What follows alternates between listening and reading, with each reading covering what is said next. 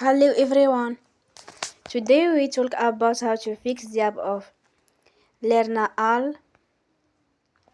We will go to settings, then we click on apps. After that we search the app Learna all